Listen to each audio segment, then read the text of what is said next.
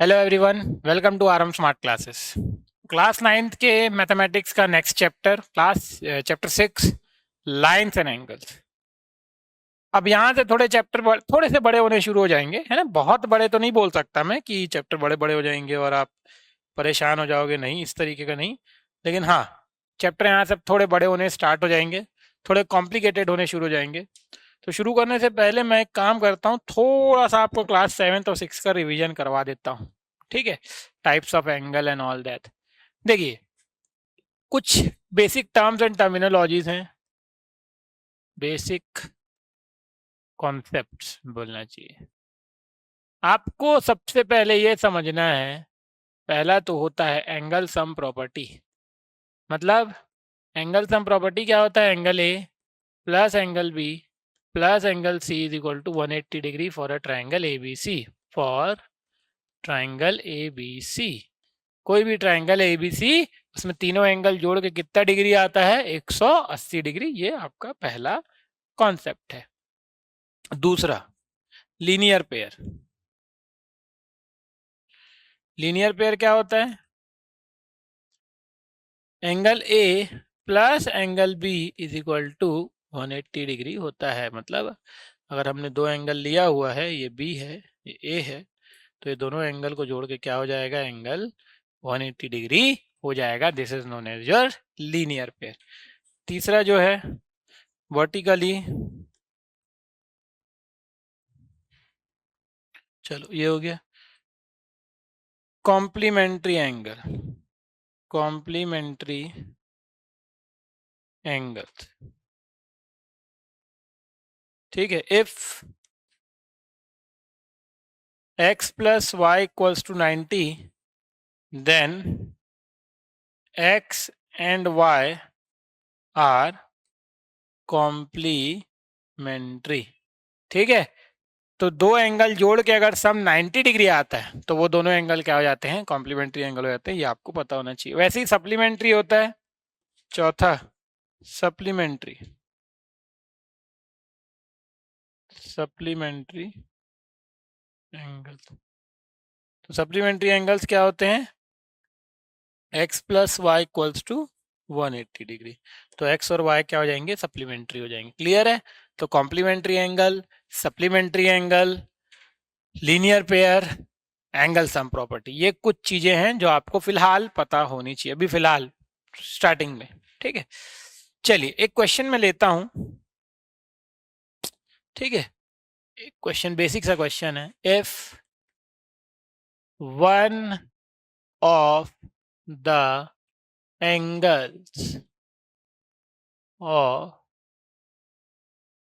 Complementary pair, complementary pair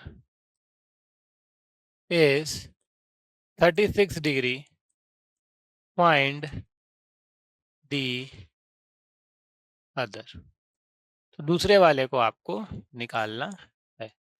तो let second angle be x. Second angle को अपन x ले लेंगे। ठीक है, तो अपने को पता है कॉम्प्लीमेंट्री एंगल क्या होता है? एक्स प्लस जो भी दिया है आपको 36 इज इक्वल टू कितना आएगा? 90 आएगा। तो x plus 36 is equal to 90, 36 उधर चले आएगा, तो x इज इक्वल टू कितना हो जाएगा? 90 माइनस 36, तो x इज इक्वल टू कितना आ जाएगा? 54 डिग्री आ जाएगा। तो इस तरीके से अपन जो है कॉम्प्लीमेंट्री एंगल्स को निकाल सकते हैं। क्लियर है? यही अगर सप्लीमेंट्री दिया होता तो क्या हो जाता? x प्लस जो भी एंगल है इक्वल टू 180 हो जाता। बस 90 के जगह क्या आ जाएगा? 180 आ जाएगा, है ना। और आप चाहो तो फिर उसके बाद x निकाल सकते हो। क्लियर है? चलिए अब आ जाते हैं अपन सेकंड क्वेश्चन में। इसी का अपन सेकंड पार्ट चलते हैं, मतलब इसी का एक दूसरा क्वेश्चन लेता हूं मैं। Question 2, if two supplementary angles are in ratio 2:3, find the angles। Simple सा क्वेश्चन है कि दो सप्लीमेंट्री एंगल्स हैं ए और बी, मतलब जो भी होगा एक्स वाई जेड जो आप ले सकते हो, उन दोनों का जो रेशियो है वो 2:3 का रेशियो है, तो दोनों एंगल आपको निकालने हैं। चलिए सॉल्यूशन करते हैं। Let the angles be 2x and 3x। तो ये 2:3 मतलब 2x और 3x है।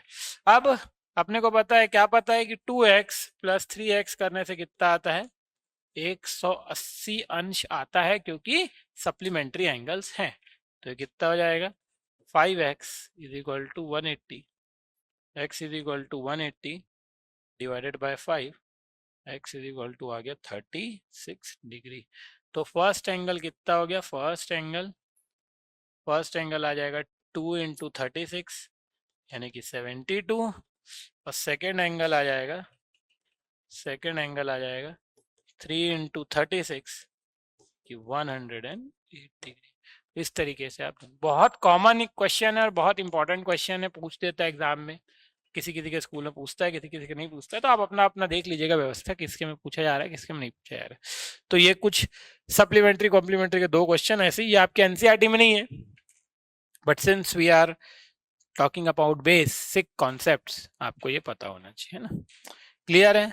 तो सप्लीमेंट्री और कॉम्प्लीमेंट्री क्लियर हो गया। ऐसा इस टाइप के क्वेश्चन कुछ भी आए। अब देखिए यहाँ पर क्या आता है अगला वाला, कि if one of the angle is 4 more than the other, for example, है ना, तो पहले एंगल को आप x लेंगे, दूसरा वाला x + 4 हो जाएगा, इज इक्वल टू, मतलब दोनों को जोड़ के 180 आएगा। क्लियर है? तो ये आपका क्वेश्चन है। अगला क्वेश्चन देखते हैं, ये एनसीईआरटी का क्वेश्चन है, क्वेश्चन नंबर जो भी होगा फर्स्ट, यहाँ से फर्स्ट स्टार्ट हो रहा है। बोल रहा है in figure lines A B and C D intersect at O if AOC plus BOE is equal to 70 degree and BOD is equal to 40 degree, find BOE, AB CDE। ठीक है, solution देखिए इसका।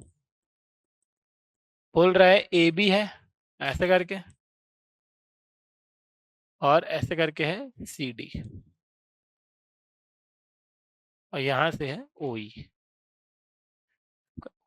ये एंगल गिवन है आपका, सबसे पहले आप लिखेंगे given angle AOC plus angle BOE is equal to 70 है। क्वेश्चन में ये दिया हुआ है, देखिए AOC plus BOE is equal to 70, और angle BOD is equal to 40 है। ये आपको गिवन है, सबसे पहले आना आप हमेशा गिवन लिख लीजिए। ठीक है, देखिए क्या होता है, स्टेप का नंबर होता है, पहले आप गिवन लिखेंगे, ठीक, उसके बाद अच्छा ये तो इसमें तो एंगल फाइंड करना है, तो ये सॉल्यूशन है, प्रूफ तो है नहीं, है ना, तो पहले गिवन लिख लीजिए, इससे क्या होगा, थोड़ा इंप्रेशन अच्छा होगा, तो स्टेप मार्किंग में आपका मार्क्स ऐड हो जाएंगे और कुछ नहीं होगा। ठीक, अब since AOB is a line, therefore angle AOC plus angle BCOE plus angle BOE is equal to क्या हो जाता है, 180 डिग्री हो जाता है। तो अपने को पता है, देखो AOC प्लस BOE मिला के कितना है, ये देखो यहाँ पर 70 डिग्री है, that means angle COE plus 70 is equal to 180 degree हो जाएगा। ये 70 हो जाएगा, माइनस हो जाएगा, तो angle COE is equal to कितना हो गया, 110। तो एंगल COE कितना आ गया आपका, 110 डिग्री आ गया, इसको नहीं भूलना है आपको। ठीक है, अब देखिए एंगल BOD जो है, ये देखिए BOD, ये आपका एंगल है BOD के सामने कौन सा एंगल है, जस्ट सामने AOC है, तो angle BOD is equal to angle AOC हो जाएगा, angle AOC is equal to हो जाएगा BOD, मतलब आपका 40 डिग्री। क्यों इक्वल होता है दोनों, यहां पर ब्रैकेट में लिखेंगे वर्टिकली ऑपोजिट एंगल्स। ठीक है, तो AOC आपका कितना हो गया, 40 हो गया, तो देखिए AOC निकल गया, COE निकल गया, है ना। अब BOD निकालने के लिए अपन क्या करेंगे, यहाँ रख के, सॉरी BOE निकालने के लिए यहाँ पर रख देंगे, देयरफॉर क्या होता है, 40 plus angle BOE is equal to 70, तो angle BOE is equal to कितना आ गया, 30 डिग्री आ गया, क्योंकि 40 उधर जाके 70 से माइनस हो जाएगा, माइनस होने के बाद आंसर आएगा 30 डिग्री। क्लियर है? क्या निकालना था इसमें? फाइंड एंगल सीओ, अच्छा रिफ्लेक्स सीओई, ओके, सीओई का रिफ्लेक्स निकालना। देखो सीओई 110 है, तो reflex angle COE is equal to हो जाता है 360 minus angle COE. Normal angle को जब अपन 360 सब्ट्रैक्ट करते हैं तो रिफ्लेक्स एंगल निकल जाता है। तो रिफ्लेक्स एंगल कितना है? 360, सीओई कितना 110, तो ये कितना हो गया 250 डिग्री हो गया। तो रिफ्लेक्स सीओई कितना हो जाएगा 250। तो ये आपका फर्स्ट सॉल्यूशन जो है इस तरीके से होगा। तो देखिए AOC plus BOE is equal to 70 आपको दिया हुआ था, बीओडी 40 दिया था, तो बीओडी और एओसी इक्वल होगा 40-40, वो अपन बाद में लिखेंगे। तीनों एंगल को जोड़ के ये एंगल, ये एंगल और ये एंगल, तीनों एंगल जोड़ के 180 होगा। तो एओसी और बीओई मिला के 70 हो गया, सीओई आपको निकालना है, 70 जाके माइनस हो गया, तो सीओई आपका 110 हो गया। अब बीओडी और एओसी इक्वल है, क्यों है? वर्टिकली अपोजिट एंगल, तो एओसी हो गया 40, रख दिए, बीओई निकाले 30 आया, फिर रिफ्लेक्स निकालने के लिए 360 से माइनस कर दिया। तो क्लियर है?